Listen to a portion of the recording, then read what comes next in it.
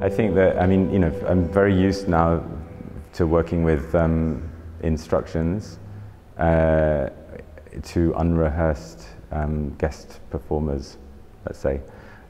Because I mean, ever since 1999, I've been working like that, and it's always a kind of a duality between setting up very kind of defined aspirations for what you want to happen,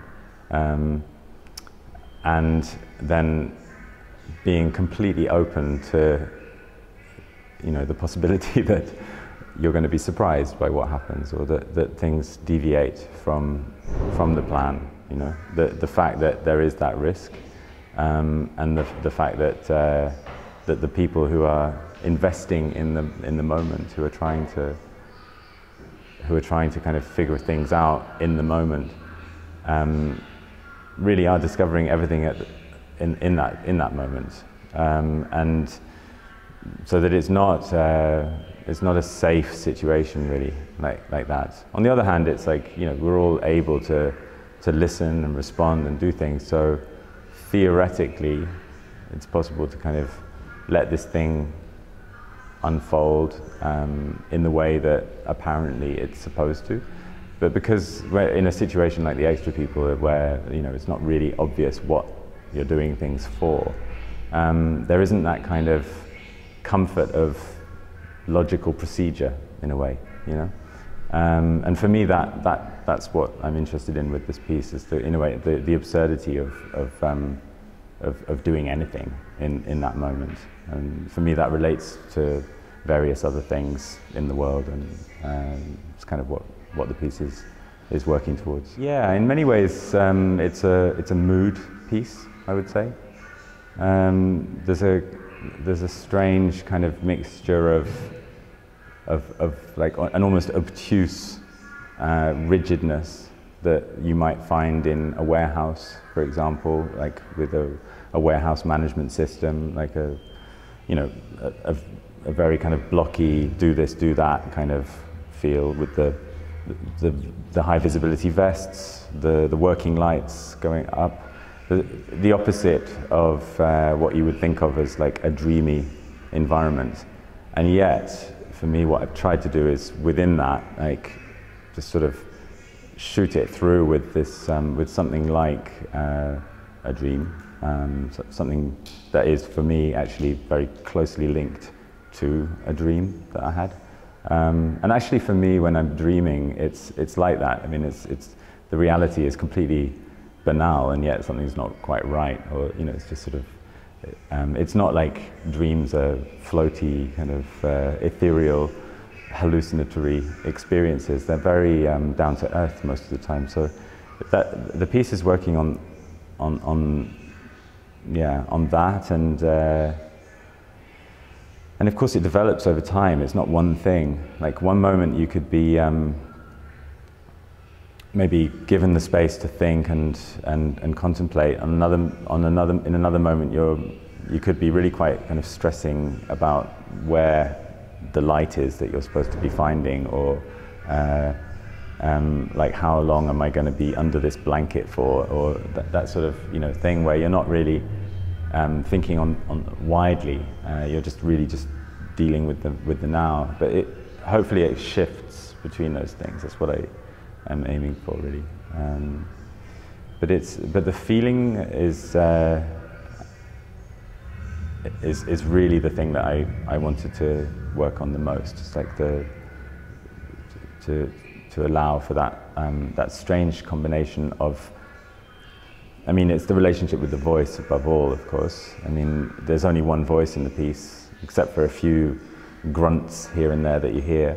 But the voice is not just a kind of malevolent system, you know. It becomes something that gets close to you, and that is interested in your interiority, interested in that, and seems to kind of empathize in a way with your situation. It's not just a system voice.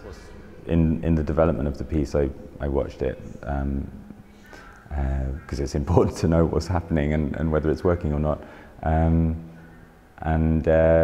here, where it's presented in English and to people whose language is not is not English, it can get a little chaotic sometimes. So I need to watch it. But of course, I do that from a hidden place, and I'm the only one watching, because it's very important that people feel that they're alone with it. I mean, that's in a way the understanding is that it's an automated thing. It's the same with all my work. It's this basic thing of, like, if you're going to participate in something, the moment that there's somebody else obviously watching who's not in the same situation as you, the participation becomes very awkward. For me, I think a lot of the time when people say, "Oh, I hate participating in theatre," I completely understand them, because usually it's I mean, you know, the typical horror story is when the actor says, "I need one person," and everybody's safe from watching, going, "Ha ha ha, that poor person." The most important thing that needs to work is the lights, because if the lights get lost, or you know, they're flashlights, right, and they end up in people's pockets, and then they're taken out. But if they stay in the pocket and that person doesn't understand that they're supposed to switch the light on, or if they put it down somewhere and then someone kicks it and it rolls off the stage or underneath something, then of course, if that happens to all 3 flashlights, then it's just dark and you can't see anything. So that's, I mean, that's just a practical thing that I need to watch out for. I mean, otherwise it's like, you know, I don't mind if there's a couple of little problems or somebody doesn't understand something. That's not like, I'm not like running on stage and saying, "Hey, you should have done that," you know. It's just the basic things. And then there's the very first show, which is kind of, there's just some basic things that need to be set up in order for the whole of the rest of the evening to function. It's only really right at the end, when I come down, that I hear from you know, the organisers or the people who are kind of greeting people in the door, what the reactions seem to be from the audience. And actually that's nice, because you know, normally when you do a show, yeah, everybody claps and you can sort of judge what the reaction is from the applause, but I think that's in a way it's easy to misjudge that as well. And then people leave and it's this big mass all going out in one go, and it's very difficult to speak to more than a couple of people in that instance, I think. And whereas here, because people are coming out 15 by 15, it's actually, you know, the people downstairs at least, they get quite a good idea of what people's reactions are, I think, and they feed that back to me later. So everything I was writing, I would be working with the voice, the text-to-speech voice that we use in the show, which is a child's voice. So you just highlight what you've written, and with a little keyboard shortcut, you listen to it. So it's like having the actor there the whole time. But if it doesn't sound right, then I'll maybe kind of put a comma in to change the intonation, or a question mark to make it sound like a question. You can put a question mark in the middle of the sentence, or I write something phonetically to spell it out, or actually to deliberately make it sound strange perhaps as well. So that whole process of writing was also one of kind of testing and performance at the same time, you know. So the actual script itself is quite hard to understand, because it's written in such a strange way, with all these kind of extra punctuations and commas and things. It's basically a program, but I think in a way a lot of writing is like that. I mean, even novel writing, I mean, it's technical in the end. I mean, you know, we're going to look at that in the workshop I'm going to do in the next couple of days. It's like how do writers make images appear in your mind, for instance.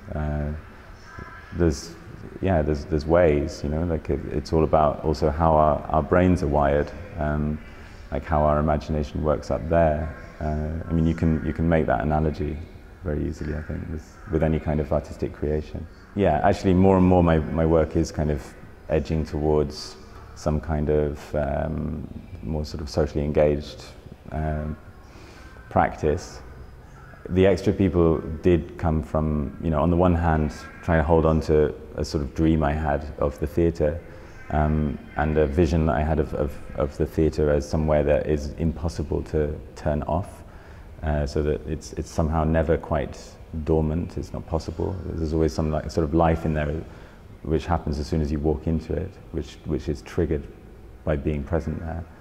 But then on the other hand, it was really kind of, it came from a kind of anger regarding different kinds of powerlessness in the world, and I wanted to make a piece where it's I mean, this is risky in a way, but it's a sort of rehearsal for powerlessness, like you're trying on different modes of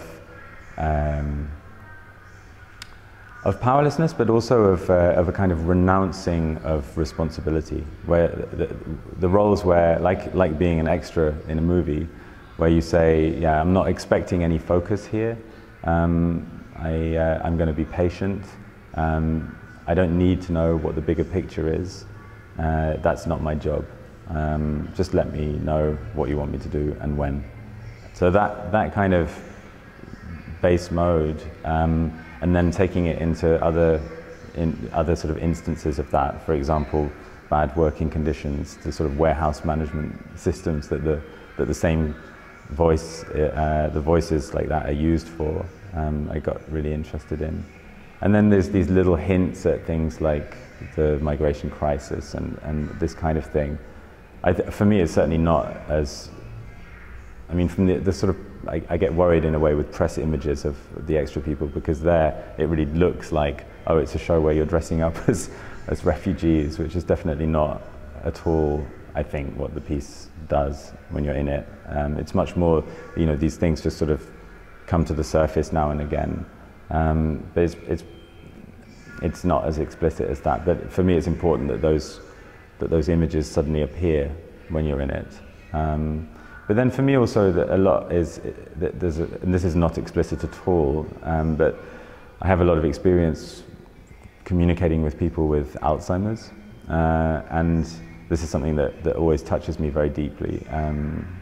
The kind of state that they end up in, the disease is so cruel that it really crushes you down to the point where you're just like, I don't even know what's going on anymore.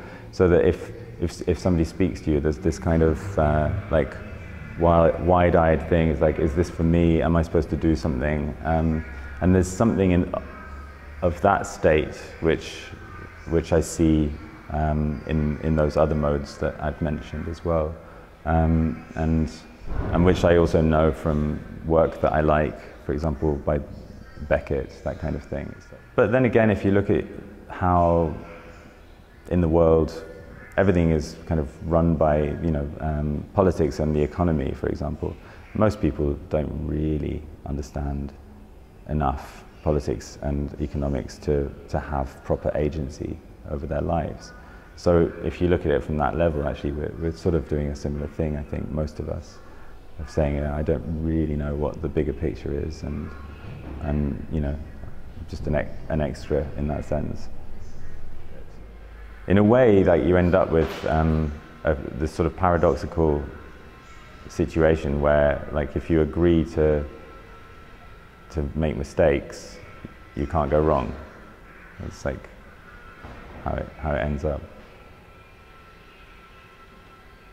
And I like that. I mean, I like that sort of, to me it feels quite, there's something quite human about it in a way.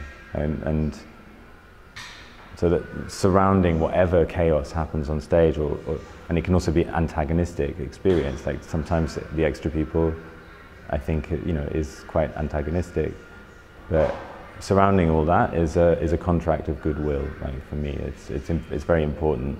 I'm not trying to be unpleasant, in the proposal. It's the opposite of that. It's trying to create a space for freedom, really, like a free space, which of course, art is and should be.